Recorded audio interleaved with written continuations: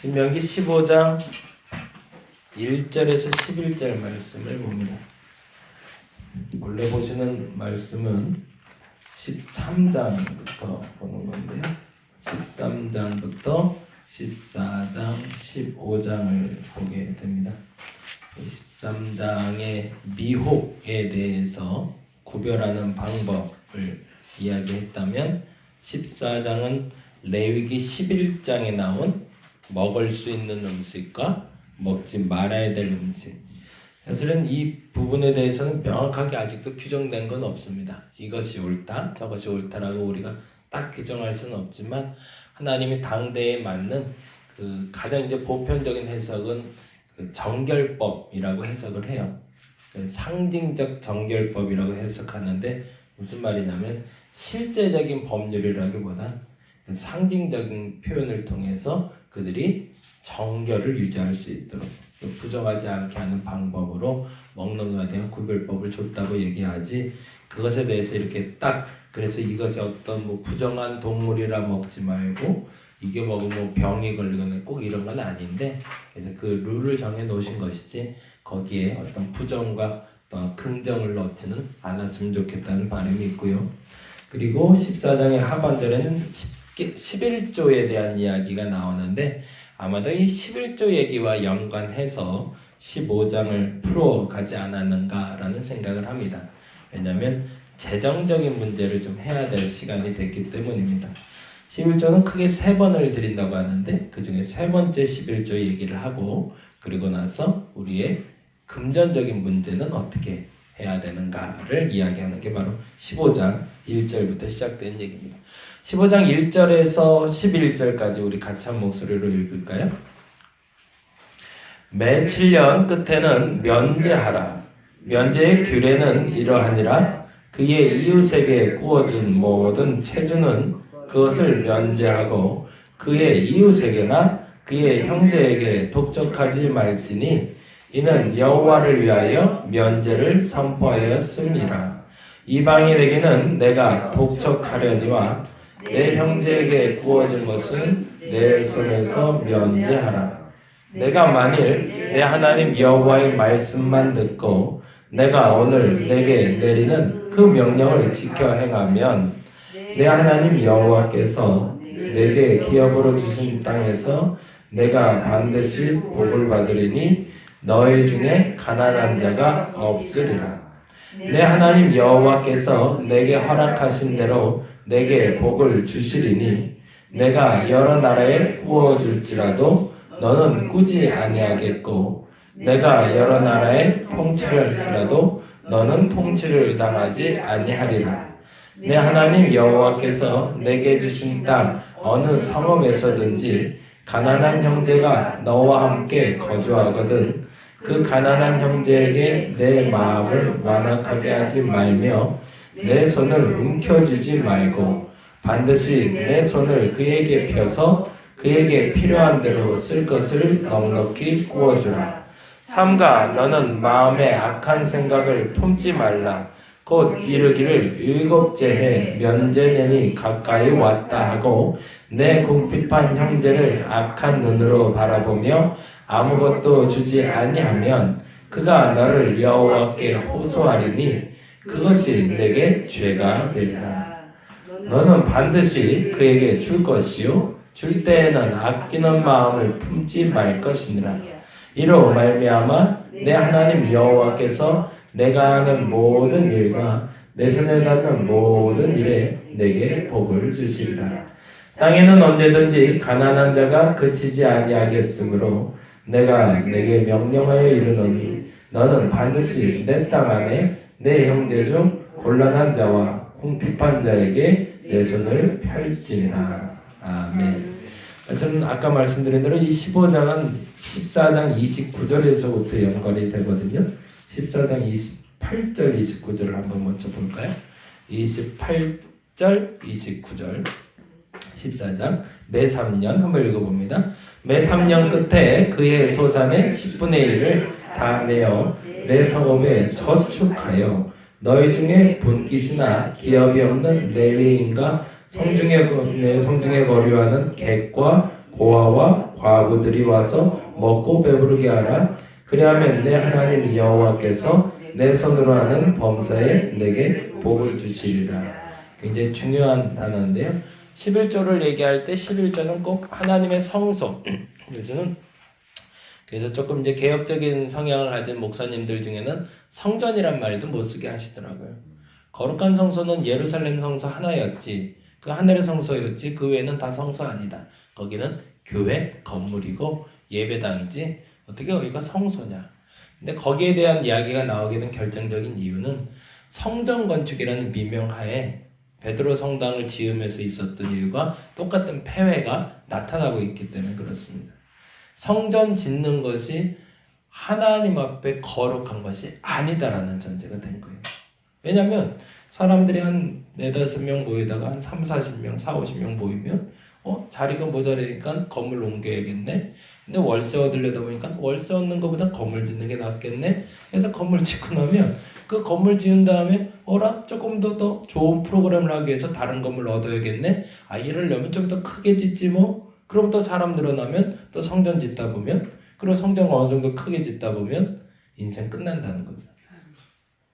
그러면 이렇게 저렇게 생각해봐도 그러면 성도들이 헌신해서 만들어낸 게 뭐냐?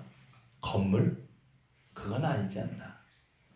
그 어느 시점부터 우리가 인원이 채워지기 시작하면 그 인원이 할 수 있는 일은 돈을 모아서 건축이 목적이 아니라 하나님의 보이지 않는 성전을 건축하는 것이 목적이 되어야지 하지 않나. 보다 좋게 말하면 한 사람의 영혼을 더 키워내는 데 더 목적을 두는 것이 더 본질적인 헌신이 아니겠나. 그러니까 실제적으로 한국교회가 30-40년을 지내오면서 지어오는 성전은 건물은 있었지만 사람이 없었기 때문에 지금 다음 세대 예배가 줄어가는 것도 사실은 거기에 여파가 없다고 말할 수 없다는 거죠. 사실은 그 얘기에 대해서 이야기하며 하나님은 명확하게 얘기합니다. 최소한 2년 너희가 잘 먹었다면 3년째 되는 소득의 11조를 저축해놔라.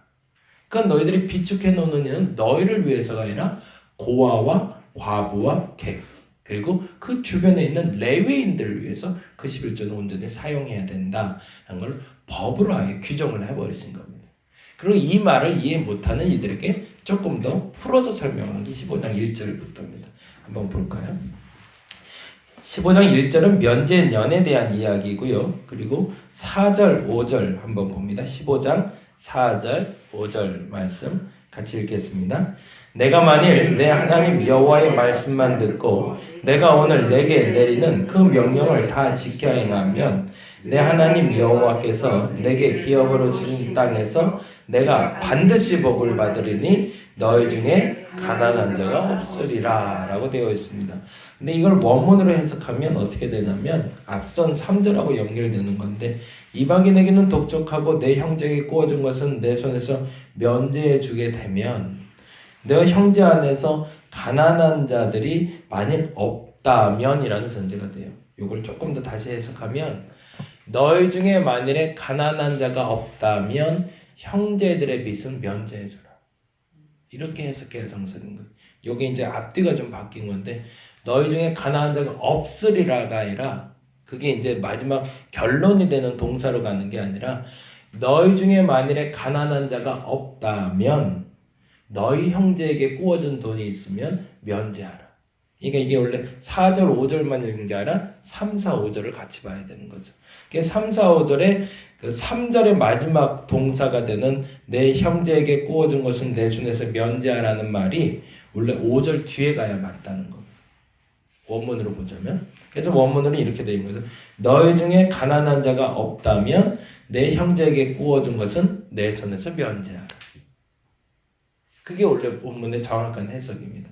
근데 이제 이걸 어떻게 이제 붙이다 보니까 그렇게 붙었는데 정확하게는 왜냐하면 이 말은 사실은 11절과 반하는 얘기이기 때문에 그렇습니다. 11절 말씀 볼까요? 11절 말씀 같이 한번 읽어봅니다. 땅에는 언제든지 가난한 자가 그치지 아니하겠으므로 내가 내게 명령하여 이르노니 너는 반드시 내 땅 안에 내 형제 중 곤란한 자와 궁핍한 자에게 내 손을 펼칠지니라 라고 되어 있잖아요.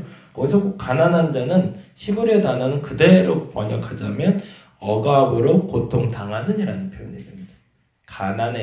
가난이라고 해서 그건 물질적인 가난을 말하는 게 아니라 억압으로 고통당하는. 그러면 이렇게 읽을 수 있겠죠.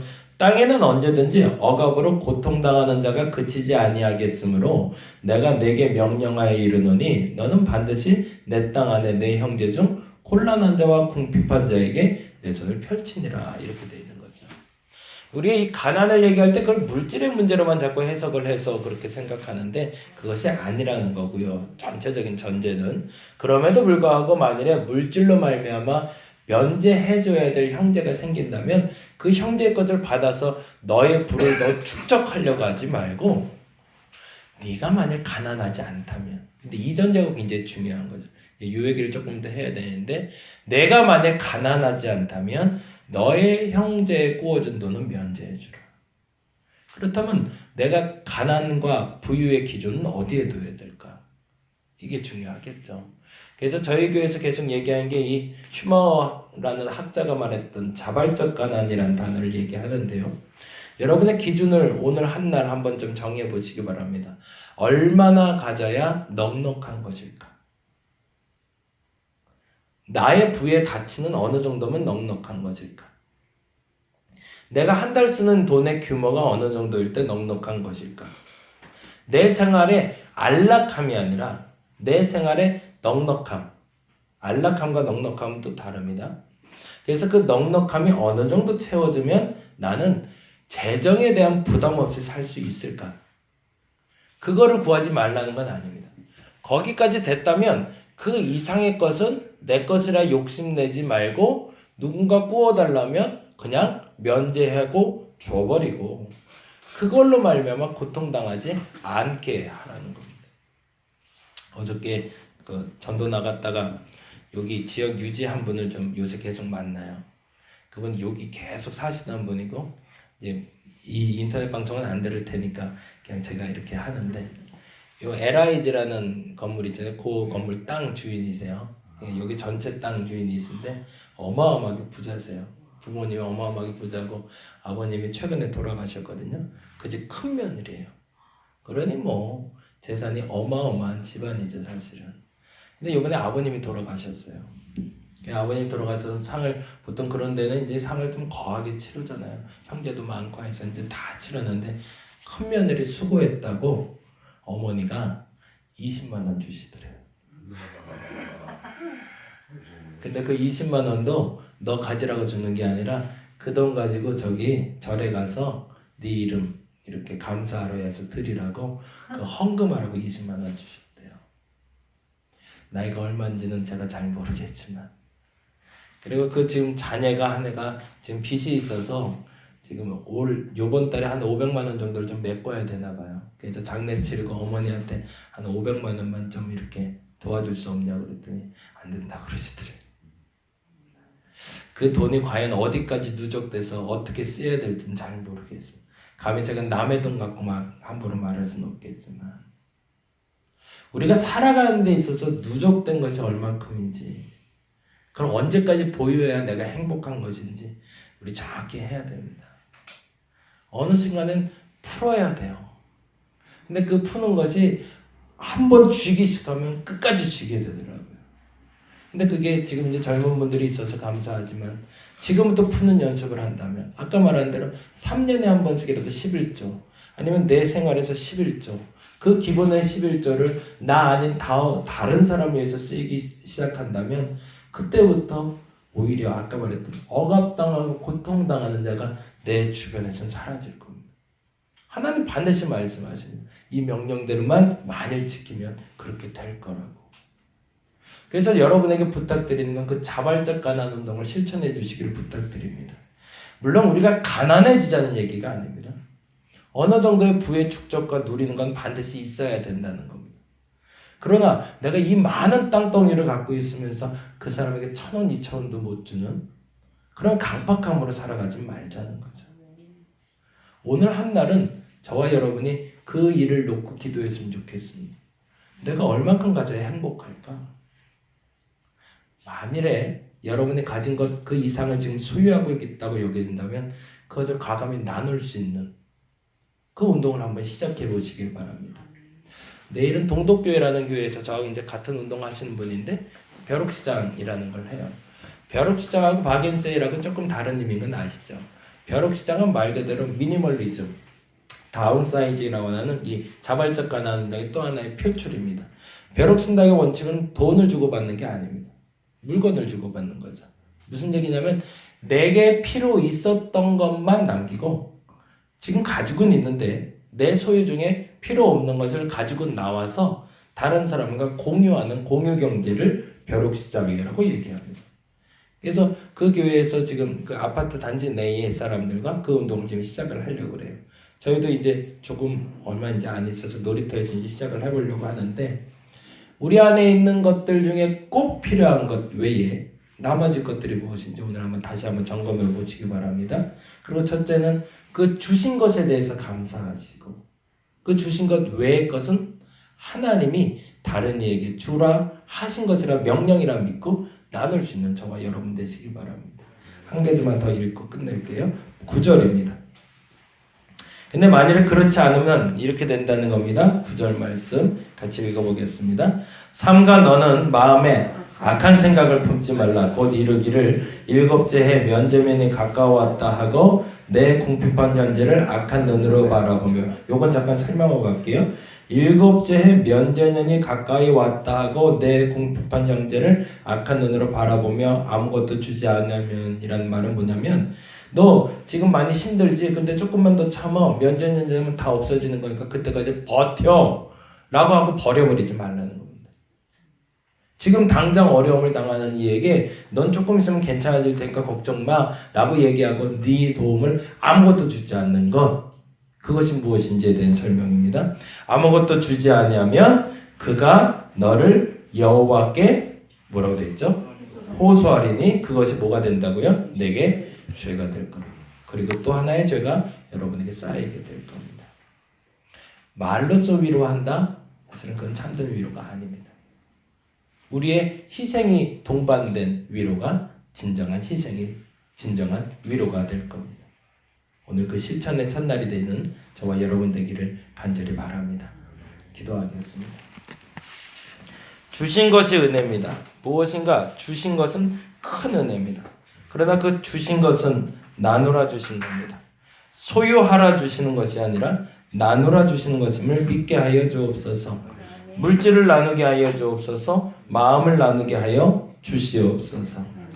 함께 기도했던 이민선 성도가 귀하게 아이를 출산했고 쌍둥이가 지금은 인큐베이터 안에 들어가 있지 못하지만 신생아 중환자실에서 잠시 머물고 있습니다.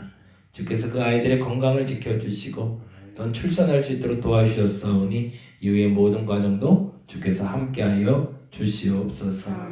오늘 이 시간 나눠야 될 것이 무엇인지, 내가 가진 것이 무엇인지를 분명히 기도하게 하여 주옵시고 주신 것에 대해서 감사하게 하시고 나눌 것이 무엇인지 분명히 알아 이번 한 주 동안 내가 어떻게 나눠야 될지를 묵상하며 실천하는 저들 되게 하여 주시옵소서. 감사합니다. 고마우신 예수님 이름으로 기도드렸습니다. 다 같이 기도하고 돌아가도록 하겠습니다.